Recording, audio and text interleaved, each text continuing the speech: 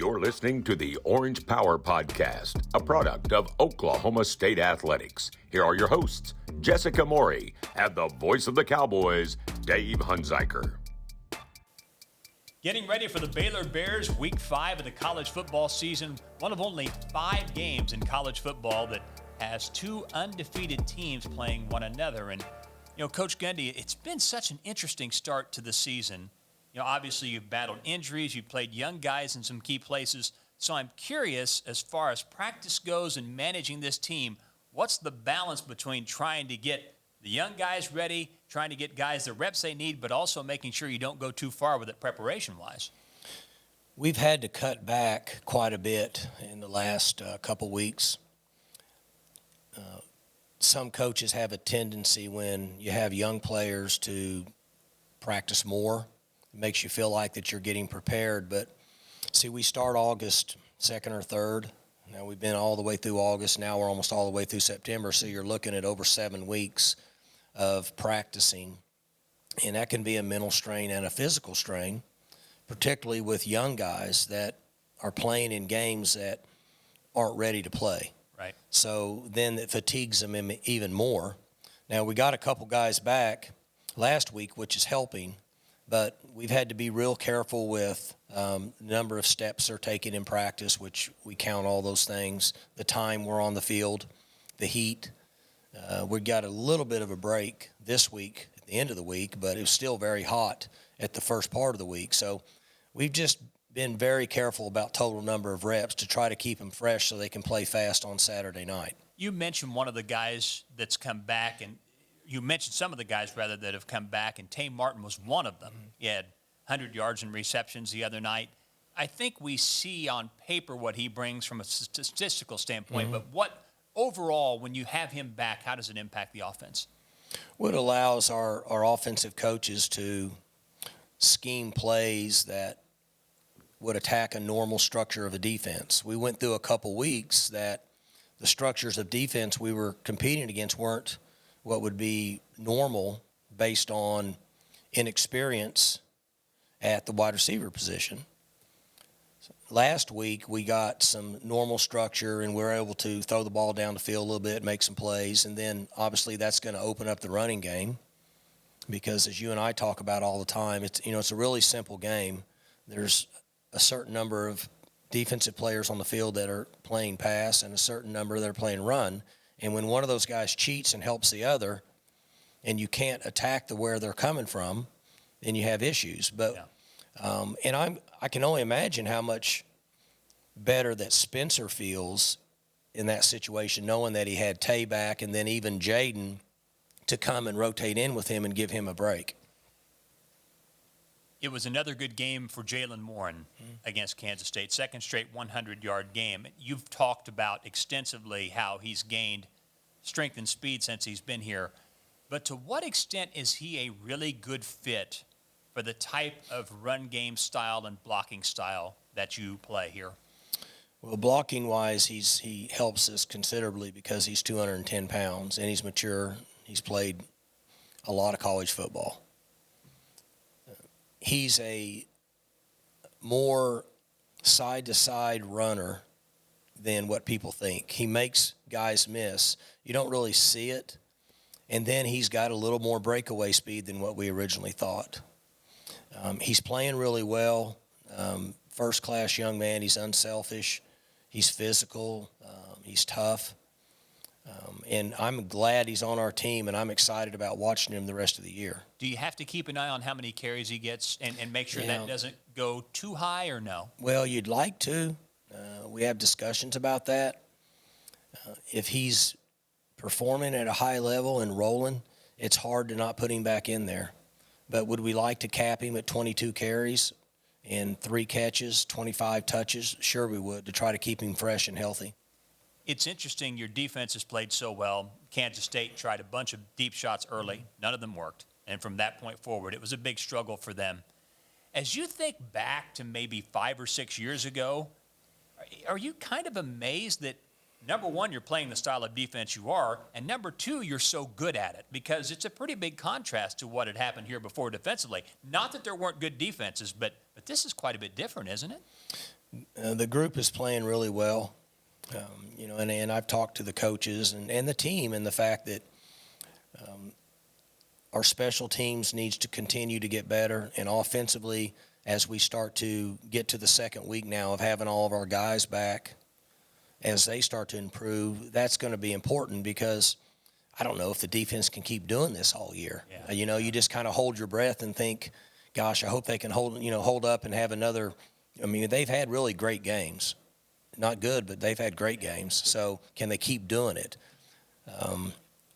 Hopefully they've held us and got us to a point where offensively we get a little better each week, and then our special teams gets better. And then if the defense has a week where they just play good and not great, we can still find a way to win the game. So when you play as aggressively on defense as you've been playing, and you're having a lot of success with it, do you think it snowballs? Do you think it just continues to build a greater edge for those guys playing? Because when they're good, they really shut people down. Does that can it snowball a little bit? I think it can. Success breeds more success, and confidence breeds more confidence, and they're really playing with a lot of confidence right now. So I would agree with that, when you kind of get on a roll and you get excited and the guy makes a play, and then you sub a guy in and he's a backup and he makes a play, and then the rest of the defense gets excited, I think it becomes a bigger picture for the entire game, and that excitement allows us to play at a higher level. Your opponent is Baylor. They're also undefeated. They beat Iowa State in Waco last week. That surprised a lot of people. Iowa State, obviously one of the favorites in the conference this year. It was interesting. Iowa State outgained them by almost 200 yards, yet Baylor won. Mm-hmm. How did that happen? Special teams. We talk about it all the time. They returned a kick for a touchdown, had a long punt return to set up another. And even though the yardage was lopsided in Iowa State's favor, Baylor just kind of stayed in the game, made enough plays, and scored on special teams. And we talk about it all the time. And there's a lot of parity in this league. Maybe more this year than ever. Yeah.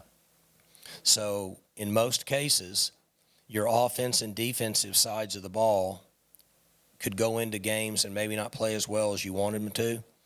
And that balancing effect is going to be special teams. Yeah, it's interesting. Something you mentioned to me earlier today is we know Baylor on the scoreboard has started very fast. In fact, they scored their first 3 possessions against Iowa State. But even beyond that, one thing you were noting is how good Baylor is on first down, how they're never behind the chains. That's an interesting dynamic. They've been really good on first down, which has kept duress off the quarterback because you're not in many third downs. If you're in a lot of 2nd and 2s and 2nd and 3s and you're converting, then you're back to first down again. So the stress that's on college quarterbacks on third down, they haven't really faced, which is a compliment to them. They've been really good on first down. So it'll be important that we start fast in the game to try to counter some of the effects that you're talking about. And then we've challenged them. We need to be good on first down defensively to try to put them in a situation that they haven't been in this year. What does Baylor bring on defense that maybe you haven't seen? Oh, not really anything we haven't seen. They like to bring outside pressure. Number 8 comes all the time. He did last year. He's good at it. Really, really good football player. They are big up front, particularly inside at the nose guard and 3 technique. So the center and guards will have their hands full with those big guys. And then we have to be able to throw and attack them when they blitz us, when they pressure us from the outside. Final thought. This is the weekend of the reunion for the 2011 team, 10 years ago, that won the Big 12 title. I don't know if anybody's asked you this. Going into that season, did you think you would be as good as you were? Did you know going in, it's like, you know what, we could win the national championship? I knew we were good. I knew we were good. Do you ever think you could win a national championship? I don't know, because so many things would have to fall in place. But I knew that we were really good. And then as the season went on, we beat people so bad that it continued to prove itself that we were really good. And it was a special year for all of us and coaches, players, for the Oklahoma State fans, everybody. So it's nice they're bringing them back and rewarding them and recognizing them for their accomplishment. How did that season change Oklahoma State football? Well, prior to that, unfortunately, Oklahoma State had only tied for a conference championship. I think that was in 1976. That's right. And so that kind of changed the trend. Now, since then, we didn't have conference championship games, and I think we finished second 6 times. I don't know how many times. We would have been in conference championship games and give us a chance to win again. We've been right there a number of times, but that proved to the organization, the people involved, that it can be done. And from that point, it's almost like if you've climbed that mountain once, you should be able to go back and do it again in a year. But if you've never done it once, you don't ever know if you can make it to the top. I think that's really what we accomplished with that team. Coming up, Jessica Morrey has a conversation with 3 of the great players from that 2011 squad. Jamie Blatnick, Brandon Weeden, and Richetti Jones have a conversation with Jessica when we return. It's time for Ask the Coach, presented by Academy Sports and Outdoors. Hi, Coach Gundy. This is Kayla. What are your 3 favorite musical artists? Well, that'd be Prince, that'd be Michael Jackson, that'd be Fleetwood Mac.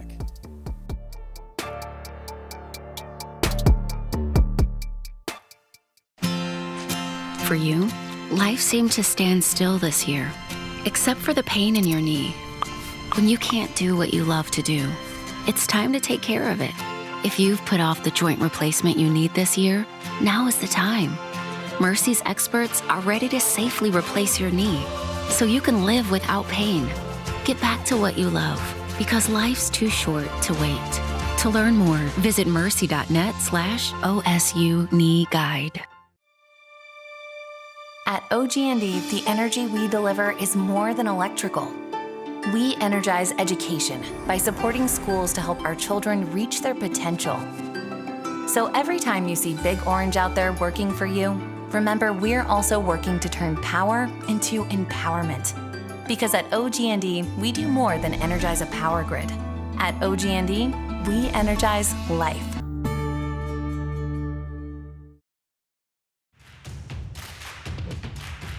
Academy Sports and Outdoors is your Nike headquarters.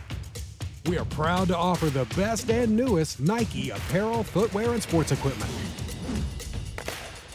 From football to baseball, basketball to soccer, and everything in between, Academy is your place for Nike. For back to school and back to the field, head to toe, your home for Nike is Academy Sports and Outdoors. There are a great many things that can be found on the road. A giant blue whale in central Oklahoma. Musicians in search of that perfect melody. You'll even discover the center of the universe. You'll find stories of lives led, challenges met, and men who raise pigeons. They're all out there waiting to be discovered. All you have to do is follow the road. Phillips 66. Live to the full.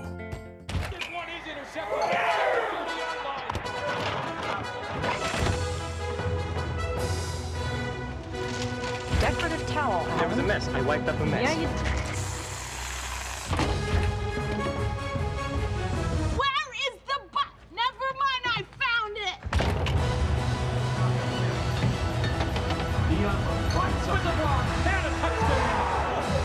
it. Welcome back, football fans.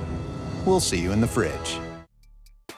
Welcome back to the Orange Power Podcast. We have some very special guests joining us for this week's episode. We are honoring the 2011 Big 12 championship team this weekend in our game against Baylor. So, of course, we had to bring on some of the stars from that 2011 team. We have quarterback Brandon Weeden joining us over the phone. And then in studio with us, we have Jamie Blatnick and Richetti Jones. Thank you guys for joining me today. Thanks for having us. All right, Absolutely. So first things first, let's talk about what you guys are up to now. We'll get started with you, Brandon. What have you been up to, these past few years? Yeah, just trying to enjoy retired life a little bit. It's a little slower pace than what I'm used to, so trying to get on the golf course, enjoy being a dad, trying to be around the kids as much as possible. This past, few months, I've been calling some calling some games for ESPN, which I've really enjoyed. It's a lot of work, but I've enjoyed kind of being around the game again. And so, yeah, just kind of trying to stay busy. I've got some stuff going on and living in Edmond, and got some stuff going on just business-wise there. And like I said, just trying not to pull my hair out and trying to keep my wife happy and stay out of the house and make some money along the way. Sounds like you're living your best life. We've got Jamie here and Richetti. They both are working now back at Oklahoma State. Jamie, what are you doing for the Pokes? So I'm a assistant strength and conditioning coach here. Started back in April. And that's been a dream job for me. Obviously, as these guys know, I've always been a weight room warrior. So it's always nice to kind of get back and get on the iron a little bit. Prior to that, I was in medical and pharmaceutical sales. Awesome. And Richetti, what about you? Well, here at OSU, I'm the director of player development.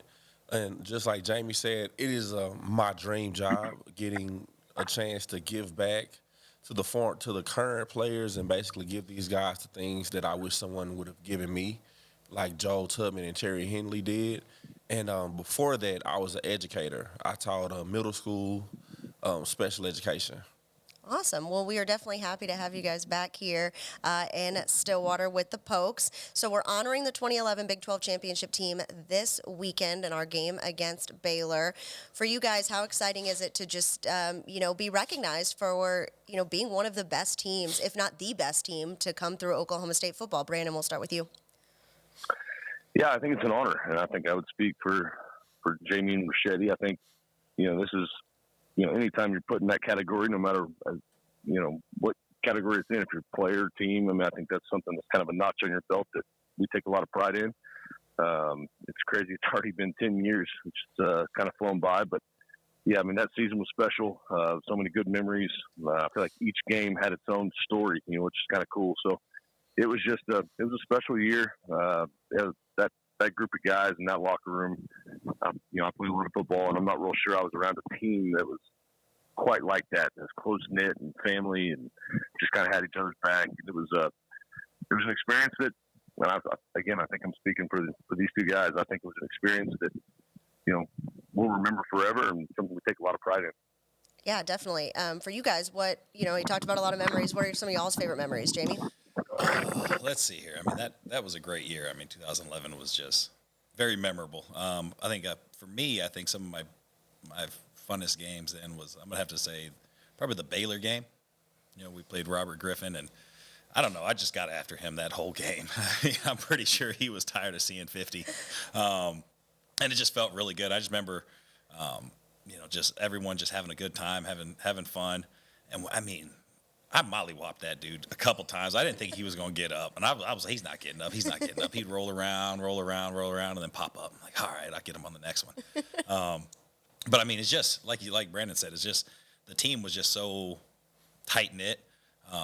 And we all came in as freshmen at the same time, which is even cooler because there's not a lot of teams now that, especially with players being able to transfer and whatnot and who's where, there's not too many guys that put in their 5 years like we do and stay together, right? We were all redshirt freshmen. We were all in the same orientation. We were all in the same tutoring classes and all that fun stuff at the AC. We just grew every year. We just got better and better and better. And as a group, it really obviously paid off the dividends, on that 2011 season. And I'm just excited, right, to be back with these guys and to be doing this kind of stuff again and be back with the team and be around Cowboy football. It's amazing. So, Richetti, for you, what are some of your favorite memories? It's so many. However,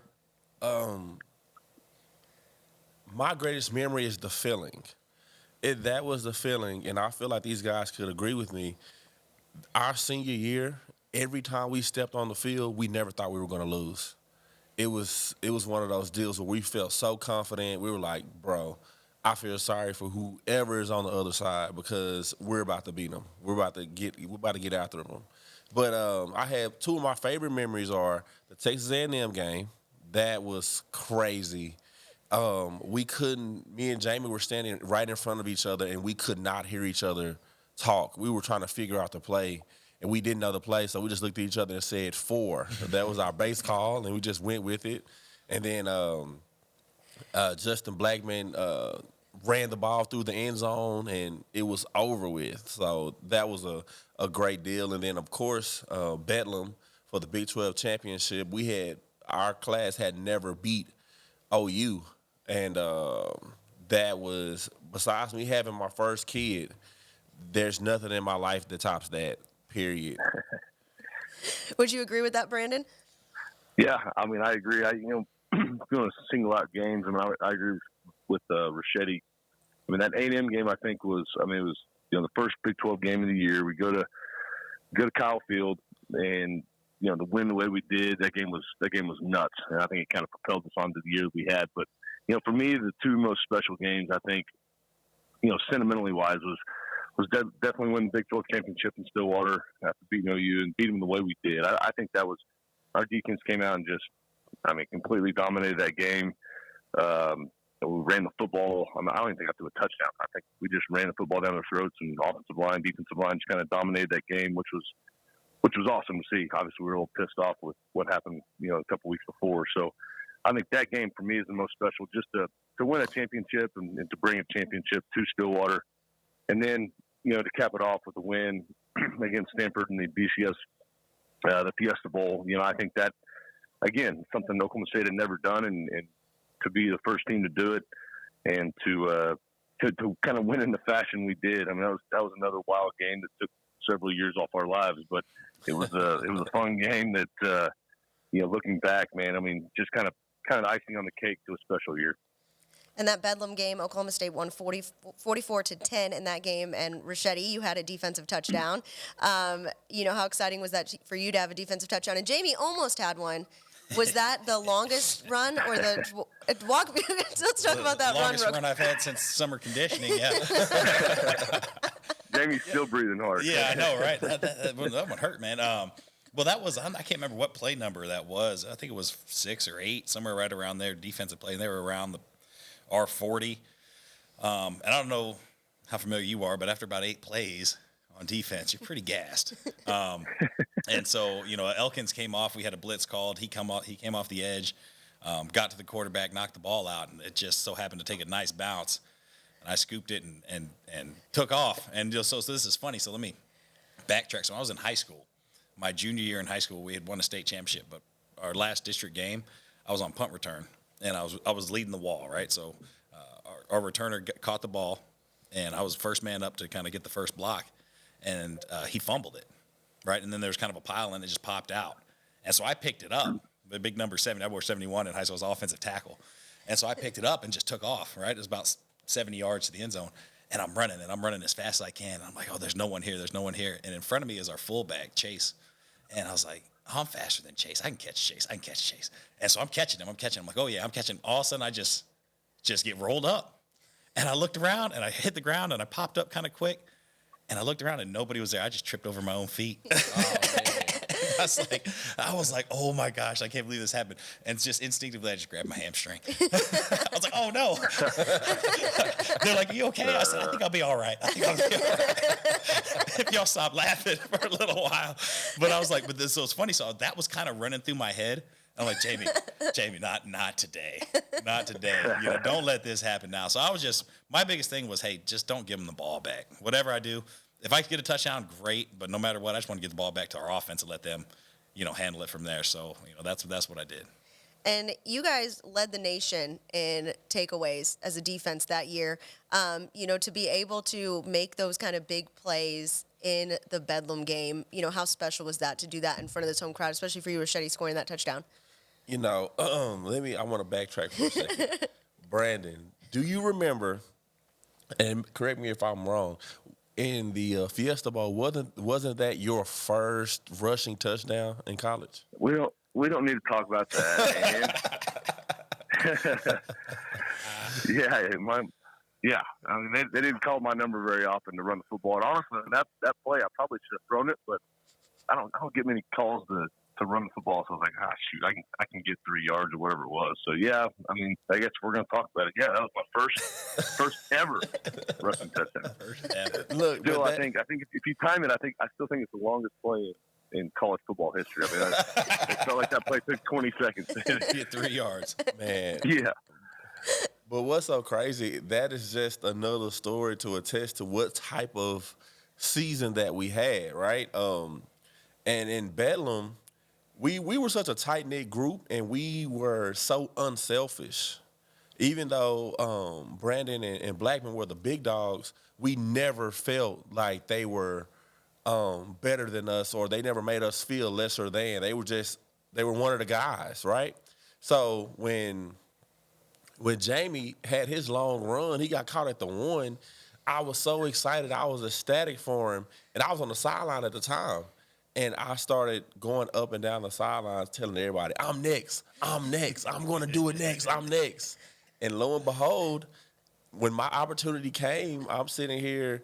Landry Jones thought he saw a ghost when I came off the edge, and he went to throw the ball and it fell out of his hand. And then, you know me being the defensive lineman that I am, I can't catch. So I stumbled and bumbled and fumbled the ball all the way into the end zone for my first and only college touchdown, which was a great night. And it was one of those deals where even with the players now, one day this season I might show them that highlight because I didn't run out and with my chest out and jump around like woo-hoo. I waited for my teammates, and we all celebrated together in the end zone. So that's what type of team that we had, and it was a magical year. And like I said, of course, you know, we're back here with the program, and we want these guys to surpass us and do greater things and win a national championship. But at the same time, it doesn't hurt to let them know. Well, when we won the Big 12, when we won the BCS game, you know, so. Yeah, so we have to make sure they know. Yeah. Because I feel like we're getting to it's 10 years, so a lot of these kids probably had no idea that even happened. They're in like second grade. Yeah. So I was at practice yesterday. I was talking with Brendan Presley, and he was talking about, you know, he's a big Oklahoma State fan, and he was talking about the 2011 season and watching it as a kid, and asked me what it was like and what it took, and I was like, man, it was a season I'm never obviously going to forget. And it was very special. I just told him, I said, the one thing that you guys got to make sure you have is great leaders on both sides of the ball. You know, 3 to 4 guys that set the standard and they just don't waver. You know, this is how we're going to do things. We're going to do it like this. If you don't like it, move out the way. Yeah. You know, and he was just we talked for about 10, 15 minutes, a little bit about everything. But I just like how especially him and other players too, they're just interested. They want to know what was the secret sauce. Yeah. And I was like, just go, you know, just when you come out here, just be happy and enjoy your opportunity. You got an opportunity to practice. You got an opportunity to play a game, because you're never going to know when your last play of football is going to be. Yeah. Nobody knows when their last play of football is going to be, unless you get to retire and you get to live that, you know, glorious career. But for most of us, you know, it could be today. Yeah. It could be tomorrow. There's no telling. So just enjoy it and just maximize it. Yeah, and I feel like, you could tell watching that 2011 team that you guys just had so much fun. And just how fun was it when the goalposts came down? You guys celebrated that Bedlam win. I know Brandon and I had talked about it in the past. Brandon, you got hit on the head a lot by fans, I feel like, on the helmet. Golly. If I didn't have a concussion or never got CTE, I got it that night. Oh, my gosh. That night, I mean, as these guys know, I didn't really get hit much as the year went on. I took a couple shots, but that night, I mean, I should have took my helmet off. That's probably my fault, but I mean, I was just getting pounded on top of the head, and those things came down. That's kind of a blur, honestly. I mean, I don't know if these guys probably have a better memory of it than I do, but I mean, that whole night, I mean, it was just like people, just pandemonium. I mean, just people everywhere. You couldn't get from point A to point B. I was just looking for my Big 12 championship hat. That's all I wanted. I couldn't find it, and I was stressing out. I don't know. I was like, golly. So anyway, finally got it. Actually ran into my wife. Which is pretty cool, and we got some pretty cool pictures of that. But yeah, it was. Yeah, I took a lot of shots to the head that night. Do you guys remember that? I'm still pissed off right now. You know why I'm pissed off? Because you mentioned the goalpost. It's a whole bunch of people around here with pieces of the goalpost with our victory on it, and I'm like, why do you have that and I don't? Like, I'm telling you, it's random people all throughout the facilities. And you'll go into the office and they have a piece of the goalpost, Big 12 championship 44-10, and I'm like, why do you have that? like that should be ours, okay? That is true. How do we get some of that? Exactly. Yeah. A little muscle. You Yeah. get it, huh? Yeah, man. Yeah. I don't think anyone's going to turn you guys down. I'm going to need that from you there. Thank Yeah. you. You've had this quite long enough. I have it for the next 10 years. Yes. Do you guys remember celebrating, or was it kind of a blur, like Brandon was saying? Oh, yeah, it was definitely a bit of a blur. I don't know. I think I lost my helmet. You know, all kinds of stuff. I mean, it was, and then we get to the, we finally, like, it took you 30, 45 minutes just to weave through everybody and get back to the locker room. And just like Brandon was saying, he was looking for a hat. I was looking for a hat too. I was like, "Where's the Big 12 hat? I was like, I'm either going to take it off, somebody's head." And then I saw Boone Pickens had one. I was like, "Nah, maybe not his." Probably a good idea. Yeah, I was like, "Yeah, I think he can roll with that one. That's cool." Yeah. But that was great. And then even to backtrack a little bit, we talked about the A&M game. You guys forget, but I'm sure nobody forgets. But that's when Coach Gundy got his dance moves going right there. That was the kind of the whole kicker for everything went going right there was that A&M game. And if there's a game to dance, it was that one. I'll tell you what. But, man, that was dope. Everybody had different paths to the locker room. I didn't. Once the fans started rushing the field, I started making my way to the locker room. I got caught a little bit, but I was like, I don't even know you guys. Okay, I want to get in the locker, but I wanted to get in the locker room so bad because I knew that it was going to be a party, right? And I was one of the first people to hold the Big 12 championship trophy. And when I tell you that trophy is heavy, yes, it is. I'm talking about that trophy is heavy. I remember, what's her name? AD used to play soccer. Mm-hmm. I remember she was taking a picture holding the Big 12 championship, and I was looking at her. I was like, "You're acting like that trophy is so heavy." And she said the most shadiest thing to me. She said, "Maybe if you won one, you would know how it felt." Ow. Ouch. It stung so bad, right? And when we finally won it and I held it, I was like, this is why she was looking like that in the picture. This trophy is so heavy. But it's a good problem to have. A good problem. Yeah. So you guys go on to win the Fiesta Bowl in overtime against Stanford, 41-38. And then that changed how college football is played in the postseason. So that basically broke the BCS, and then the college football playoff came from that because, as we all know, you guys should have played LSU for a national championship. Yeah.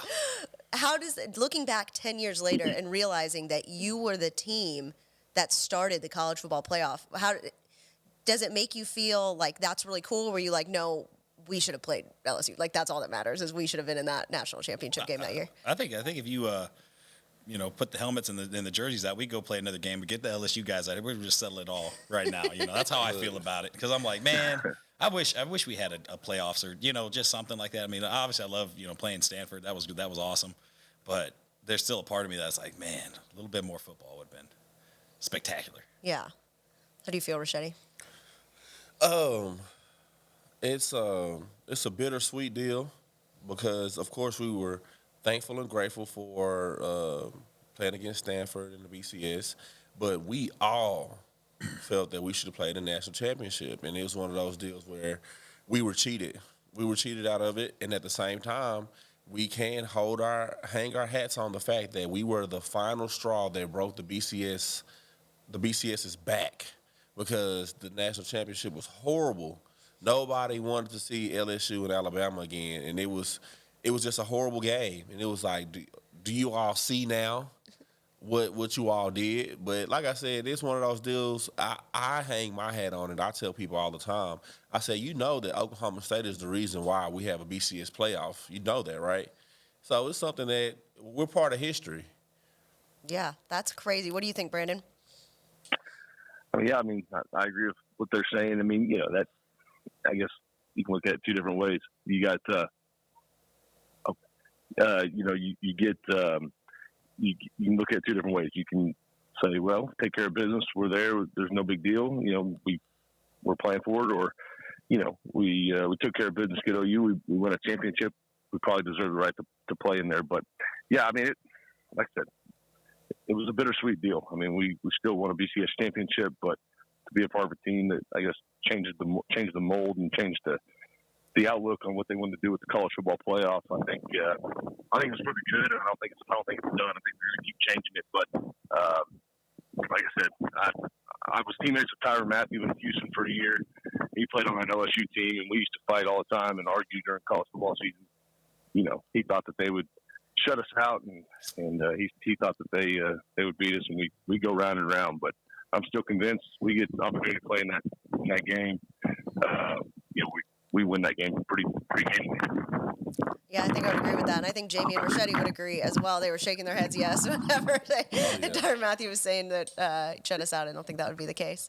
But, yeah, we'll just kind of round it back up to the honoring this weekend. Just how excited are you guys to get to see some of these guys that you haven't seen in 10 years, that you haven't talked to, and just to catch up? And do you feel like it's going to be like walking back into that locker room after winning Bedlam and seeing the guys and get to celebrate? And, like, do you feel like that's going to be the vibe when you get to reunite? We'll start with you, Jamie.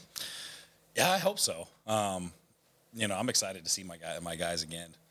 You know, a lot of guys we've kind of kept in touch with. There's a lot more that have just, everyone's gone their separate ways. You know, live life. They have kids now, and it's just going to be great to just kind of catch up with everybody. You know, talk football again and just have that camaraderie again, just, you know, one more time. But, yeah, I'm definitely looking forward to it. I'm excited about it. What do you think, Richetti? I agree with Jamie. It's one of those deals where guys, we keep up with a lot of people through social media, and just to be able to see your guys again is going to be a great feeling, great opportunities. And a lot of guys have families now. And I look at some of my teammates on social media, and I'm like, wow, like, you have a family now. Like, these kids don't know who you are. Like, I know you. So it's a lot of my teammates. I want to see them, and I want to tell them, hey, don't be a hypocrite, okay, when you're raising your kids. Because some guys in college, there was no way I would ever trust them to watch my kid. And it's like, now you see them on Facebook. They're holding their children. They're taking family photos, and they're like the father of the year. I'm like, look at life, okay? So I'm definitely excited to see guys. What about for you, Brandon? Are you excited? You've come back a few times, but to come back in this capacity, you know, how exciting is that? Yeah, I'm pumped. You know, I've seen Richetti and Jamie, you know, the last few weeks even, but there's a lot of guys on the team that I haven't seen in a long time. You know, just kind of like Richetti, social media and stuff like that. But I'm going to bring my boys up so they can kind of experience it. You know, my boys are getting the age now where they, I think, are kind of starting to understand what Dad did, and my wife thinks it'd be a good idea, you know, to bring them back and kind of see it firsthand, because they haven't had a chance to come back to many games just because they're too young and they don't pay attention, and all they want to do is eat snacks and candy and run around like chickens with their head cut off. So we're going to bring them back, and we're going to you know, look forward to seeing everybody. It's going to be a fun night. I'm gonna spend a couple nights up there and try to enjoy every minute of it, and hopefully we get a good turnout. Hopefully a lot of guys got wind of what we're doing, and we can get, you know, majority of that team back. Yeah, I think it's going to be super exciting. It'll be great for your kids, Brandon, to come in and see everything out here. You feel like you could suit up right now and still play? Brandon, talking to me? Yeah. Yeah, I could play one game, but man, tomorrow morning would be rough. Yeah, I mean, I got one more good one in me, but other than that, I don't know, man. I think I enjoy sitting back and watching now. I haven't touched the weight. I know Jamie lives in the weight room, but I haven't touched the weight in a while. I've been playing a lot of hoops, but I haven't touched the weight in a long time. So, yeah, my body, mentally I could do it. Physically, I'm not real sure that my body would cooperate. Yeah, because are you like 55 now? I'm getting there. Yeah, I'm getting there. I'm getting there. I feel like it. Like I said, I've been playing basketball 4 or 5 days a week, and now my knees never hurt. Now they're starting to hurt. I'm like, golly. So I get it. I'm getting up there a little bit. What about you guys? You feel like you could still suit up? I feel like you look like you could still suit up and get out there. Yeah, good for, just like Brandon said, a game or two. You know, I think I stay in shape, so I think I'll be all right. Especially the guys nowadays, they're not as gritty as we were, so should be all right. I'll give you a series, and that series is going to be 4 plays. Okay? 4 plays. I'll give you 4 plays, but I'll tell you they're going to be 4 of the most hellacious plays you've ever seen, okay? But that's all I have in me. I got 4 plays in me, and that's it. Yes, I understand that for sure.